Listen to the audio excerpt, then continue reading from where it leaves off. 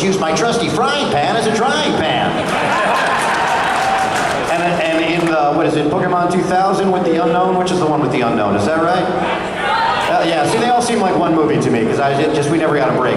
But remember when the Unknown are all floating around and James says, I haven't seen this many strange letters since I placed that personal ad. Classic writing, classic writing. So good, that was so good. The one that leaps to mind for me was from the third movie. And even though I do Mewtwo, I was not Mewtwo in the first movie, just so we understand that. But so, and Entei has a line where they're questioning, you know, what he is, or if he is. And he responds with something along the lines of, I am no illusion! You remember that line? Yeah. Well done, well played. Thank you. Good question. Thank you so much.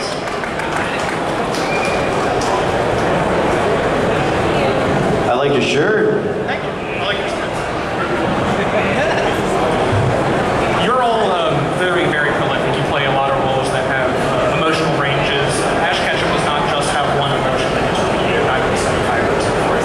How do you bring forth those emotions, and do you have any techniques to become that character? I fake it. I do think acting training has a lot to do with Absolutely. it. Acting is the most important part of voice acting. And I think training as well, because you learn how to create a scene, how to talk, listen, how to figure out your objectives for the scene. So for voice acting, you have to do all of that in a split second without having anyone else to talk to. So I do think, especially when you're dubbing something, you can see the picture and you see your script, and you just have to dive in and be in the moment and try to just act it. I mean, it's overly simplified, but it really is about moment to moment, because you don't know what's going to happen next. We don't have rehearsal for it. Yeah, and for me, I look at it as there's nothing new. There's nothing new that you're showing me. Though I break it down to the bare minimum. Is it sadness? Is it happiness? Whatever. Because all of these stories have been told before, right? How many versions of Romeo and Juliet, and I don't mean literally, have you seen, right? So when I'm presented with a moment, I draw upon my own life experiences that go along with that.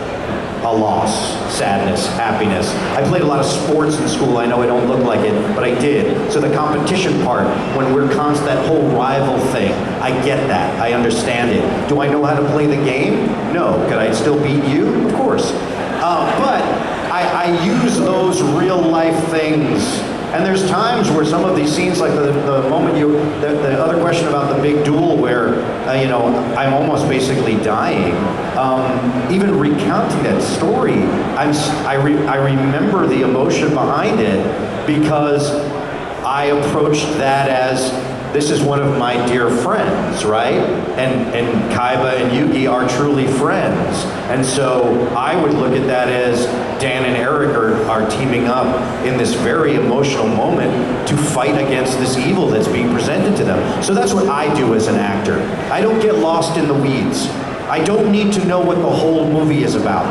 I can get it, because unless it's like some M. Night Shyamalan like movie where the ending goes, oh, who knew that, right? I'm not going to be surprised of where this is going, pretty much. That's for me, as an actor. Picking up off of just what Eric was saying there, as an actor, you can't play the whole story in one moment. So it's one moment, the next moment, therefore the next moment, therefore the next moment. But you can only play one moment at a time. And training was also something that Veronica mentioned. And my training, I have a degree in acting, and it's Meister training, and the most powerful two things I can give you. Are you an aspiring performer? No. Okay. But so for those of you who are out there, here are two phrases that can really help you focus on what you need to do as an actor. One, a really handy definition of acting is behaving truthfully under imaginary circumstances. It applies to any story you've seen, whether it's based on history or it's completely fantasy. That's what you got to do when you're acting the characters. And the other thing, pro tip from Sanford Meisner, when you need to connect to those things, and as you both were saying, you know, we're just thrown into the booth, almost sometimes literally, get in there, and we don't know what it is, you know. When you audition for a play, you read the play, and then you have the scenes that you're auditioning for, you know way more about that than when you're performing, you know, in an anime. And so the phrase is as if, right? This moment in the show, oh, well that's as if, you know, we really had to go do something. Or this is as if my dog got hit by a car. Or this is as if the person I love proposed marriage to me, or whatever it might be. Yeah, so that's how you make those connections. Yeah, it's a great question, though. Thank you for that. Excellent. Thank you very much. Really quick, we got about 4 minutes. And so we're going to run through the rest of this. Okay, sorry, I'm a little nervous. That's all right, so am I. You know, from episode 2 on in the Pokemon anime, Eric, you and Rachel and Maddie always, you know, every single episode always had to keep saying the exact same Team Rocket motto. Did you ever get tired of it? No, because if you were paying attention, the middle lines of it were always the change, right? The same setup, the same ending, but we always had a different thing in the middle. And even though sometimes it'd be like, oh, aren't they saying the same stuff? We recorded that motto every time. Every time for 8 seasons. Wow. Yeah. He still has some PTSD about it, but he's doing much better. But you remember it. A lot of you fans, you guys can recite the motto better than I can. Even some of the funny alternate versions. But yeah, a great question. Good question. Let's move along. Yeah, let's go. So, how was it playing the character Ash? Ash is one of my favorite all-time characters. It's amazing to be an adult and being a 10-year-old when you go to work. It was the most freeing character I've ever played and super fun. Thank you. And she's awesome at playing Ash. Also, I was pregnant the whole first season, so to be a mom and a that 10-year-old is boy, true. pretty amazing. Thank How you. was it playing the character in Mewtwo? I'm sorry? How was it playing the character in Mewtwo? Mewtwo is so fascinating because of the psychological complexity.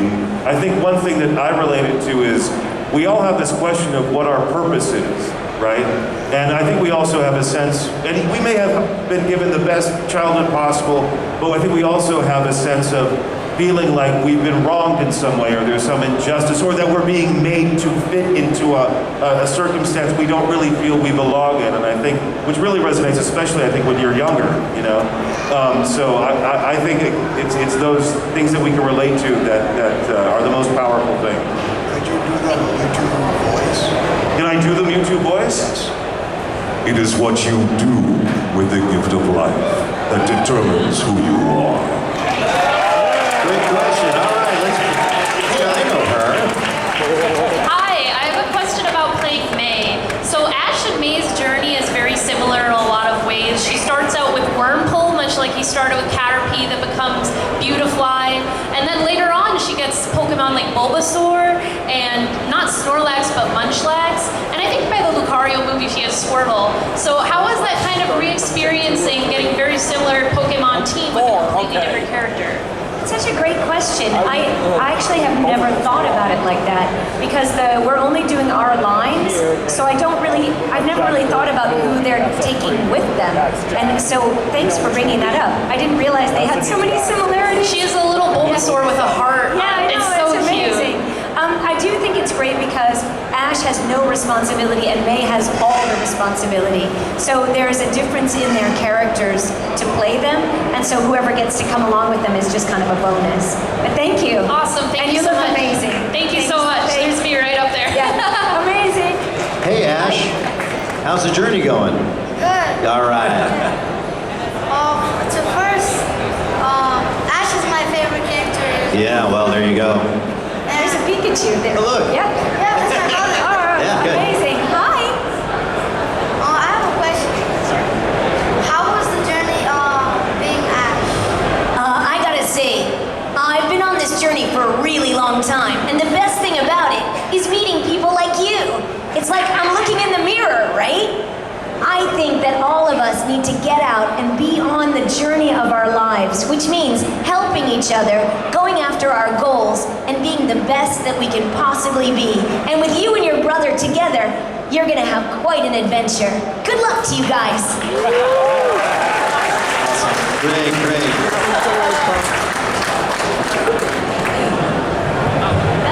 Hey, Dan. Hey, what's up? Hey, Dan. Hey, Eric. Remember me? We met at C2E2. I do. So good to see you. So one request afterwards for you, Dan. And one question I've been dying to ask both of you is, how come you left Yu-Gi-Oh! And why did you leave Pokemon? You guys were the best actors. I'm sorry, what was the question? Why did I leave Yu-Gi-Oh? And why did you leave Pokemon, Veronica? So we didn't leave. We didn't leave. The show I was in came to an end. That's the first season, the original series of Yu-Gi-Oh! Has a beginning and a middle and an end. And they continued with other stories within that world, but not with the characters that I portray. Okay. So that's that part, yeah. Yeah, and then we think of our version of Yu-Gi-Oh! As sort of like the original Star Trek, you know? It's Kirk and Spock. That's really what it is. Why did you leave, Veronica? Pokemon USA replaced all of us. After season 8, they took the show and said, we don't need you anymore. So we were all let go. All the actors, writers, directors, everyone. So if we hadn't been replaced, we would have been there till the bitter end. That's right. Thank you. Good to see you, Eric and Dan. You got it. And Dan, can I hear you scream Yu-Gi-Oh! The transformation? What? Can I hear you scream Yu-Gi-Oh! The Yu-Gi-Oh! Yu-Gi-Oh! Do you know what he's talking about? How does it sound? Yu-Gi-Oh! No, come on, here, let me hear it. What do you continue doing? Nobody's gonna do it? Okay, 1, 2, 3, we'll all do it together. Ready? 1, 2, 3. Yu-Gi-Oh! There we go. Something like that. Thank you, Dan. All right. All right. Thank you. We'll get these really, no, not that way. We'll get you guys really fast, as we're over now. All right, first of all, thank you guys so much for giving us all a safe place to escape to during our childhood and adulthood. It really changed our lives, so thank you. Quick question for each of you. What was your favorite season, show, or episode or movie to record for Pokemon specifically? What's your favorite episode or movie to record? First movie, because we got to sit in the theater and watch that on the big screen. That was the most exciting experience. I never thought I'd work on something that would be theatrically released like that, so that was pretty cool. Same answer for me with the third movie. First episode of Pokemon, I think it set out this amazing journey that we've all been on for so many years. I think it got better and better, but the first episode is my favorite. Thank you. Thank you, great question. Thank you guys so much. All right, 2 more. Hi guys, Dan, I love You guys. Oh, that's Yes. sweet, yeah. Eric, I love you guys. What's your inspiration behind doing this and giving us all so much joy? I think when you're drawn to a creative form of expression, you have many opportunities to stop walking that path. It's not going to make you money, it's unreasonable, maybe you think too much of yourself and you're not really that good anyway, are the thoughts that can go into your head. We were too dumb to listen to any of those and just kept at it. But seriously, when you find something, like a good acting teacher will tell you, do anything else in your life but this if you can. But if your answer is, I can't, then you got to go ahead and full throttle, you know? The short answer to this for me was, I believe that we should sort of experience other things that we don't even know are on our path, because we might be surprised at what we end up doing for a living. I was a musician first, singer-songwriter, got a job in a recording studio thinking that they were going to do music, and they did casting for radio and TV voiceovers, and learned all about that business, and I can't imagine doing anything else. I still play music, but I've been a voice actor for 35 years, and I would not have known that was even a career choice if I hadn't taken this very strange job. So, opportunities, you know, situations, there's no one path. As long as you have some sort of motivation to be a better you the next day, each day, then go and experience life. You might be surprised at the thing that you're really good at doing is also something you can do for a living. And if you can make money doing what you love, that's a bonus. That's not your goal, that's a bonus, right? Yeah, so there you go. I think we're all lucky that we've had auditions so that we've had roles to keep going. So it's been wonderful. Thank you. All right. Oh, I told you. A little closer to the mic, so everyone. Hi, I just want to say thank you. Thank you. Like, from my heart, as well as my godchildren's heart. They're 8 years old right now. They're getting into like the whole Pokemon trying to pass on. I give them all my collectibles stuff. So that's what it's all about. I just want to say thank you. Thank you for that. And having your voice too. Thank so, you. Thank you all so much. We did it. With the next panel, Dan. I just want to add one more thought, guys. I say this from time to time, but when you're waiting in line, to get an autograph from whoever you might be here to see, it's very easy to think that the person on the other side of the table is a special one. It's not true. It's the other way around. We wouldn't be here without you. So thank you. All right, we need you for a photo. I'm wondering, you guys are going to help us out here because Dan doesn't wear a watch, and he always asks me the same question. So you guys are going to answer it, all right? Okay. What time is it? You ready? It's time to duel! What time is it? It's time to duel! Yeah, Veronica's not in it. All right, there we go. Awesome, thank you guys. Thank you guys so much. All right. Bill, how do you stop it? How do you stop it?